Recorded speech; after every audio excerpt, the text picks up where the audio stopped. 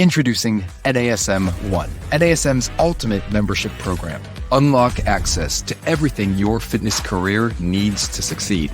Unlimited CEUs, free courses, access to our premium app, and exclusive discounts, all for $35 a month. NASM One is best-in-class tools, cutting-edge certifications, confidence in your craft, and everything you do as a personal trainer made easy, so we can achieve our greatest goals together as one. You're listening to Random Fit with hosts Wendy Batts and Ken Miller, winner of a Gold Markham Award for Digital Media.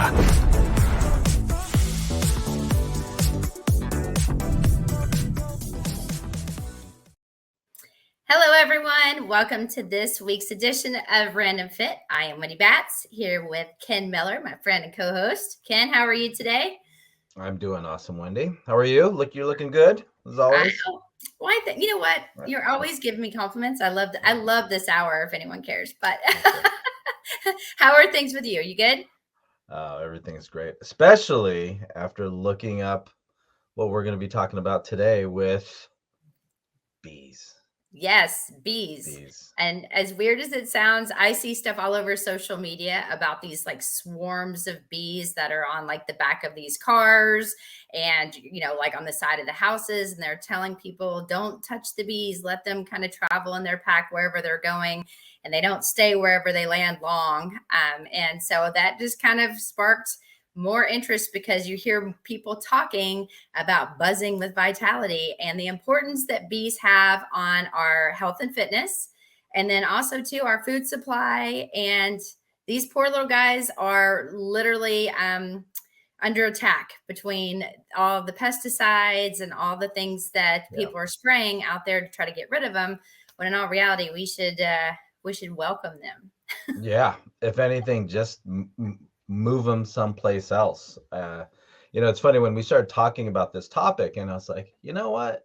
Whenever I go to my favorite coffee shop, they have one of those jars of honey. So one of the reasons why it's my favorite is coffee shop is because I like putting honey in my coffee. If I'm going to use a sweetener, if it's available, I'm going to use it. But when we started talking about this, it brought me back to a conversation I had with my buddy Brett. And the thing about it is that he actually taught a beekeeping class in a former life.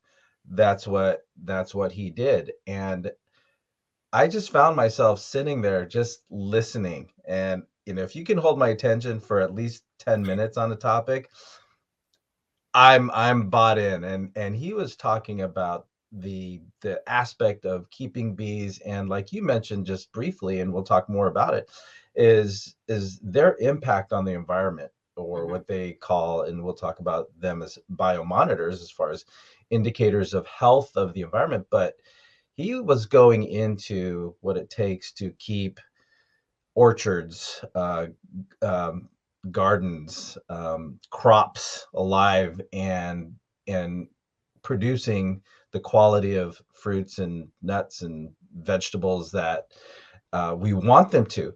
And these crop growers spend good money on having beekeepers bring out their hives so that they can pollinate. So the idea of what we have to benefit from when it comes to, and right here, all this talk about honey, I've got some just basically lemon and honey and warm water right now, and or tea, a little bit of light tea. But the aspect of how we can get natural sweeteners into our everyday lives and making it a viable choice for how we choose to incorporate sweeteners, as a lot of people will associate honey with, but how it comes to fruition and how honey gets to our table is just amazing.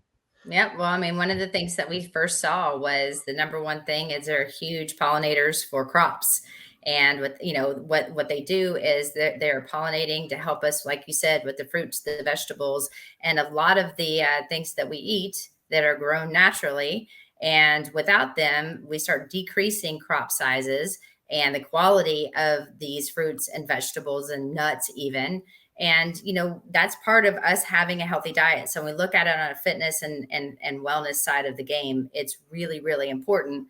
And then that kind of brings us back in for, bee pollen and nutrition. That was also a big thing that we read about. And it said that, like honey, royal jelly, and bee pollen are rich in nutrients and antioxidants. And any of you guys that know this, I mean, antioxidants are super, super important for many, many reasons. And, I found it interesting because it was like, oh, it's good for this and this and this. And the list was all super positive.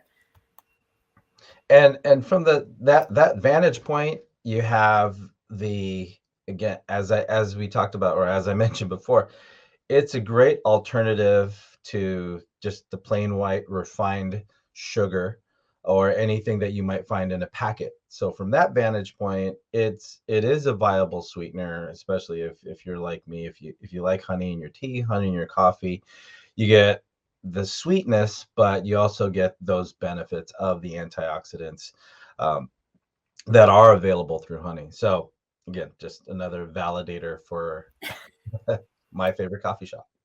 Well, and I'm going to say too that, there's a lot of medical benefits that were listed. And one of the things that I thought was fascinating, when my son was a baby, he was having some issues with his throat. Like he had kind of a sore throat, but he couldn't tell us about it. And so the pediatrician looked in his throat and he said, you know what, it's not strep, but he's got a really bad sore throat. And the one thing I want you to give him is local honey. And that's going to help. And just give him a spoonful, the best that you can. And he's going to love it because my son loves sugar, and it worked. And so you've got to think, when it's looking at anti-inflammatory responses in the body, honey was one of the things that was top of list. And, it is funny though, when you think about, when I was growing up, and if I had something going on, like if I had a itchy throat or a little soreness in the throat, and the second I would say that to my mom, she would always say, all right, lemon and honey, lemon and honey, lemon and honey. So now, as I really think about, especially looking at as many times as the word anti-inflammatory came up, it was just knocking on my brain. I was like, that's why I felt better. That's why my throat. I thought it was just an old wives' tale or something that you just instinctively do, something like your mom or your dad would tell you to do. But from my vantage point, it was just now the realization of, okay, this is why it works. This is why I feel better. And so, once I realized that, it's like, oh, okay, well, guess what happened, just a couple days ago? My daughter, she sounded a little rough in the voice. And what did I tell her to do? Yeah, let's go heat up some, let's get some lemon and honey. And she sounds fine, so, and Those she little felt better. remedies, I'm telling you, there's something to them. But, it's also used, and I had allergies very, very, very severe. Like they were bad as a child, and I'd have to go get shots. I had to take a lot of medicine. And one of the things too that my parents were really big on was the same type of thing. You need to think about, having more honey and incorporating that into, your breakfast a couple times a day, whatever it is that you can do in order to, it was going to help desensitize my allergies. And I was like, what? But apparently when you're diving deep, because again, I found that fascinating because I could 100% relate to, this is what I did as a child. Why did I do it? But they're saying that, through some studies, that the actual bee venom can help individuals with their allergies, with actual bee stings, and it's going to help reduce the severity of those types of stings and or allergies. And I was like, wow, again, something to it. And this was a long, long time ago. And, it seems sometimes that they know more back then than they do now, because now there's just a bunch of ingredients in an allergy pill, when we could look at it on a natural standpoint and get the same benefit, if not better, because it's helping long-term desanitize you. Well, I mean, that's basically what it is. The severity of whatever allergy you may have. And the thing about that, Wendy, too, and I think we need to make that clear for our listeners here on Random Fit when we're talking about buzzing with vitality, is that when you are talking about desensitization, we are talking about research studies that were medically supervised. So if you have a chance, or if you're curious enough and you want to go on to and do your own research on using bee venom to desensitize against bee venom allergies, everything that I looked at was medically supervised. So when they did do that, don't think that you're just going to go, oh, okay, great information, I'm going to go find some bees and kind of find a way to get myself desensitized so I don't have such a big reaction when I do get stung by a bee. Hopefully that's not the case, but just know that everything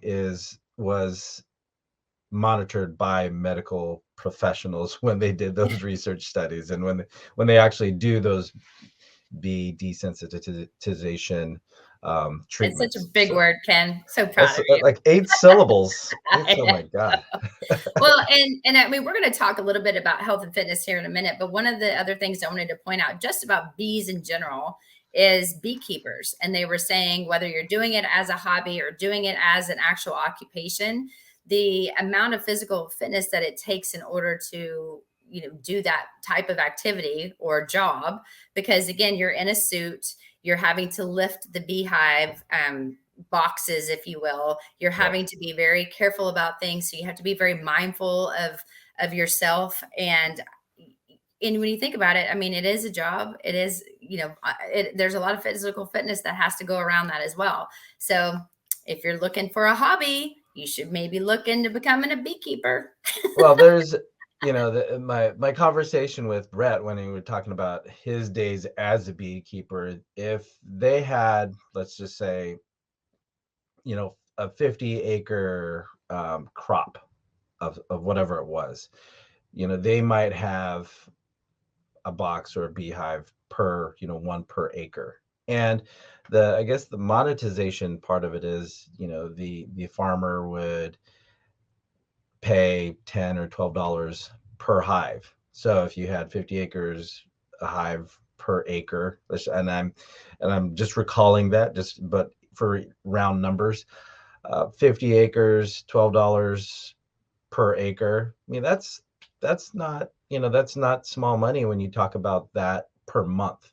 So there is a financial side to being a beekeeper. So Wendy, if you're trying to recruit people to become beekeepers and look at it as more than a hobby and as a viable part-time job, maybe, that's something that's out there. And I was actually really interested. I just thought, okay, just put a hive out there and they'll go wherever they want to go. But they'll cover a certain range. And if there's enough crop, there's enough for them to do. Absolutely. So, I'm telling you. Yeah.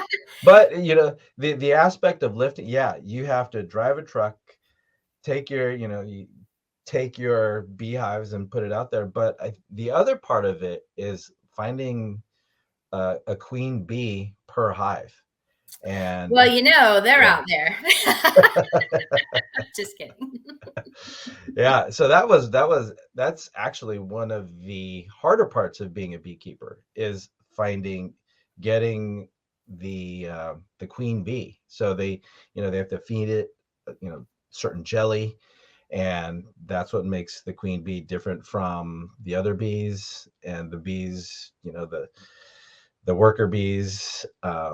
They're the ones that are taking care of this queen bee while she's there. So if they find a good queen bee, she makes or breaks the hive.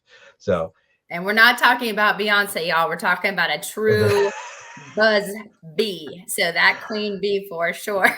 I was thinking that I wasn't going to make that Beyonce reference, but you got to do the little head thing when you say it there too. It did cross my mind. Well, when you look at the reason we wanted to do this too, again, we're talking about the importance of bees. We're talking about truly looking at it from an environmental standpoint, what it can do for our food, our fruits, our vegetables, what it can help us with medically.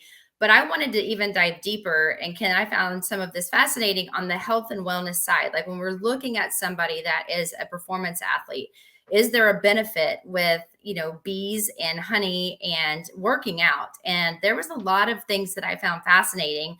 And one of the things is too, and of course it makes sense But when you're actually reading through it, you're like, huh, because of the reasons why. So, natural sugars such as honey, right, gives you quick energy. So if you're starting to like drop down and you're feeling crummy in your workout, you can go, or even when you're thinking about endurance runners and stuff, grab honey. Sometimes they provide that to you in a race because it helps kind of boost your energy level up very, very quickly, because it's primarily glucose and fructose, I think. And so what that's going to do is it's going to provide that immediate energy boost to kind of get you through the finish line. And I'm like, okay. But then also too, when you're looking at it for sustainability, it's also very, very positive that way, because when you do refined sugars, that's going to cause immediate crashes and spikes. This, because it goes directly into your bloodstream, has more of a gradual release. So not only will it help you immediately, but on sustainability, if you start to have these endurance athletes, then providing them with some sort of honey is very, very beneficial as well. Yeah. And with that, I'll just say that if you're an endurance runner, and you're listening to us and you have a race tomorrow, go with what you know first. The last thing you want to do is try a new strategy, technique, something that you're eating, introducing anything new to your race strategy. Just don't do something right then and there. Try it for your next race. But for all the benefits that you just said, Wendy, it is something that is effective. I've used it. I've used goo. I've used other packets. I have a bad goo story. I won't tell you guys this, but just all I'm going to say is be careful if you're doing a marathon, pinning chocolate goo to your shorts. And I'm leaving it at that. So when I said don't try anything new, the race, the day of the race, I did that, and my body was just not having it, because I take what they give you at those hydration stations, right? They'll give you water at one station, they'll give you goo or whatever at another station. I tried it, never tried it before, but I was so tired and hungry that's what I did. And that next a mile after, I was just like, oh man, this is not good. But try it. And we're not talking about Ken's upset stomach today. We're talking about buzzing with vitality here on Random Fit with myself, Wendy Batts, and Ken Miller. And we've talked a lot about the bees and the importance of bee pollen and what great pollinators they are for our crops and our food. We did talk about it from an athlete standpoint, how it's good for immediate energy, and then now like sustainability, but also it's really good. And I thought this was interesting for carb loading. And so I'm like thinking about it, and honey is very excellent choice, if you will, for a pre-workout or mid-workout, because it is high in carbohydrates. And so it's going to give you that little boost to help you, because it's going to top off your glycogen stores when you're actually working out, which is what you need. And that's going to be really important, especially, and I'm talking a lot more about endurance, because when you're just going and doing a workout for an hour, it's totally different. But if you're training for a triathlete or a triathlon and you're a triathlete, then you're maybe doing a bike and then taking a break, and then you're doing a swim and then you're taking a break, and then you're going for a run. And you may be doing all of that in a day before you start piecing it together.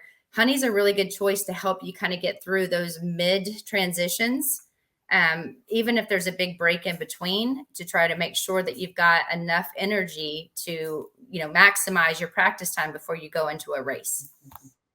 Yep.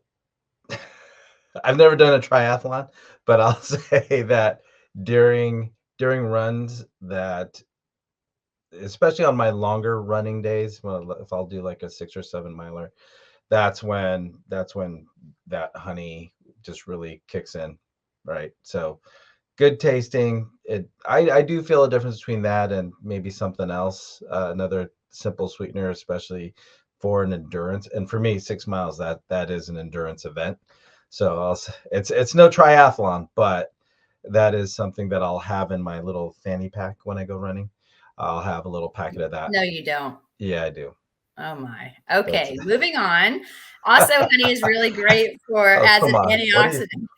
What are you saying, Wendy? Well, you know what? I don't know if I should be offended. Is remarkable. However, You lost me at fanny pack, but moving on. So with the antioxidants, again, it's really going to help somebody combat oxidative stress to the body. So when you're thinking about that on an athlete standpoint, intense exercise is going to lead to an increase in free radicals. So if you consume honey, it may reduce that oxidative damage, and it's going to help you perform better and, most importantly, recover faster. And so when you're thinking about it on a health benefit and what it can do for you after you work out, and we're talking specifically with honey, it's the antioxidants that it provides is something that could be super beneficial for you. And again, that is just another argument for honey as a sweetener compared to the nutrient density that does not exist in other sweeteners. However you like to sweeten your drinks and beverages, honey is a great alternative, considering it does have the antioxidants within it versus something that is just not good for you at all in refined and processed sweeteners. So from that alone. Well, yeah. And we could go on and on. There's two more that I really want to talk about that I think is important, because we keep talking a lot about honey, but also we want to look at bee pollen. And so when we think about that, it's very nutrient density, like the nutrient density that bee pollen has. It's showed to provide energy. Of course, we know that. Endurance benefits, same thing as honey, but it's highly nutrient dense in proteins, vitamins, minerals, carbohydrates. And the carbohydrates in the bee pollen, like those in the honey, can also contribute to sustained energy, while the proteins and nutrients can help support your muscle function and overall the vitality. That's how we got the name of Buzzing with Vitality today. And so, there's a lot to it. There's a lot to the importance of bees. So it's not just the honey that we can make, but it's also, or that they make, but it's also the bee pollen too, how it also has a ton of benefits for us. And did you read that one research article on bee pollen, and that it was? I read a few. So yeah, well, the one where they took these older rats or mice, and they were like 22-month-old rats, I think. They gave them a fixed diet, so they saw how they ate, and then they reduced their calorie intake. And so, of course, they atrophied, they lost weight, they lost muscle, they lost weight. So once they kept them there, I think for 2 weeks, and I wish I wrote it down, where the article came from. But once they were there for 2 weeks, the only thing that they added was bee pollen. So once they added it, they actually put on weight. They put on more muscle in these older rats, which I think contributed to using. I feel about this whole older rat thing, but well, I know 22. Was that the one about the molecular action or something like that, maybe? Or was that the review? Yeah. There was, I don't know, there was a bunch of reviews and allergies and clinical studies, but but this one was for, I guess, the hypertrophic effect of incorporating bee pollen into your diet. So, but again, you have to extend if it works on rats, is it worth researching for humans? And well, there you go. There you go. And so one final one that I wanted to talk about too, again, this still is along the lines of looking at bee pollen, that it's also shown to help reduce fatigue and improve muscle endurance by promoting the efficient use of oxygen and nutrients for the muscles. And so this, of course, again, it all kind of goes back to the endurance. And so if you're a fitness enthusiast and you're looking to go longer in your workouts or maybe add something, you want to think about making sure that you're fueling your body, and eating and drinking some things sometimes isn't good for people. I know for me, when I do a half or even a full marathon, I don't drink Gatorade very often or some sort of electrolyte, because I end up having those issues that you were talking about, where I just feel like I'm getting like muscle cramps. It's just not good for me. But if you just take a little bit of honey and you stick it in your mouth and eat it, and whether they're in little packets, they sell these little packets. It really does help give you that boost. And so especially if you're an all natural person, you're into organic just eating organically, or you want to kind of think about what you can add into your workout on the nutrition side during a workout. It's one thing that maybe try to incorporate and then see how you feel, and just know that there's a lot of benefits to it as you're doing it.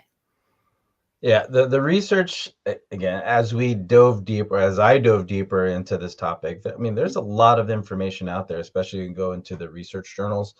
But how I would practically apply this for my clients is somebody who comes up to me talking about the benefits of honey and bee pollen. What I always say to everybody is, before you incorporate this diet, this exercise, this strategy, this method to help improve health, wellness, and performance, the questions you have to ask are you watching your sleep? How is your food intake, quantity and quality wise? Are you addressing every other major aspect of what helps you perform better as a human being? And then once you've addressed that question or those questions for yourself, then you can say to yourself, okay, well, now let's try something else. Let's try the bee pollen. Let's try some honey as a sweetener, as an alternative to what you may already be doing. And we've mentioned already a couple other products that endurance runners might already be using into their practice, but try something else. Try it slowly, graduate its influence in your training program, and see how you feel. Only you know how it works based on how you practice and train with it. So incorporate it, use it, see how you feel. If you like it, great. If you're not feeling any benefit, then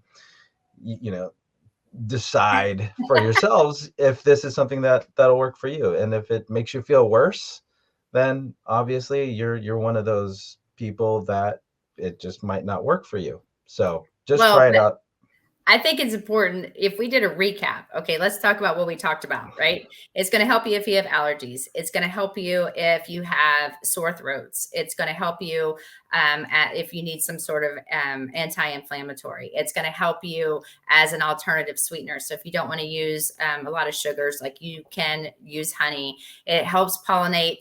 Bees are going to help pollinate our food. So it's going to be more natural. We want to make sure we're using limited chemicals, though, because what we're seeing now is the bee population is on the decline because of all the pesticides and chemicals that we're using on our crops and in the farms and just in nature to keep insects off. That is not doing well for the bees. But then on the exercise standpoint, it's going to give you a quick boost if you need it. It's going to help you as an endurance runner if you need it. It's going to help you with carbo loading to get you through your workout if you start to feel like you're on the decline and you need that little extra boost. But it's not going to cause those crashes. It's going, looking at bee pollen, it's going to help you through all your proteins, vitamins, minerals, and carbs.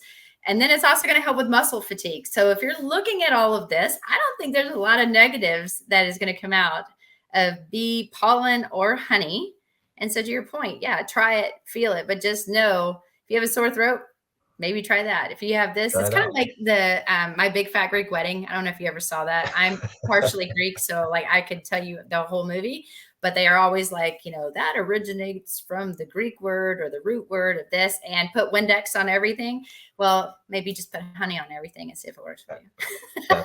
That's the answer. That's all I got. You got a problem? Throw some honey on it. Just throw some honey on it. It'll work out. Yeah. Perfect. Well, this was fun, Ken. So thank you for, going along with me when I said I wanted to talk about bees, and you're like, you want to do what? Well, like I said, I use it enough in my almost daily routine that I'm like, well, I guess I should know what it is that I'm consuming outside of it just tastes good to me, right? It's so a lot of things discovered as far as what I'm actually putting into my body. So I'm happy for it. I'm glad we did it, Wendy. Thank you so much. And for those of you listening to us here on Random Fit and listening to this episode on Buzzing with Vitality and talking about bees, one of the last topics I think we would have talked about on Random Fit, but it was basically a lot of carryover to the benefits of health.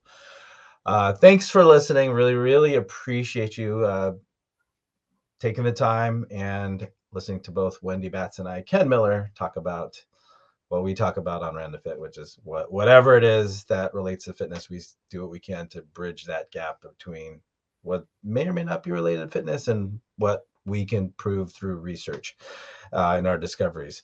So until next time, everybody, like, follow, subscribe, download, share, and rate us if you can. But definitely comment, let us know what you want us to talk about, and we'll do that. So until next time, everybody, take care and be well.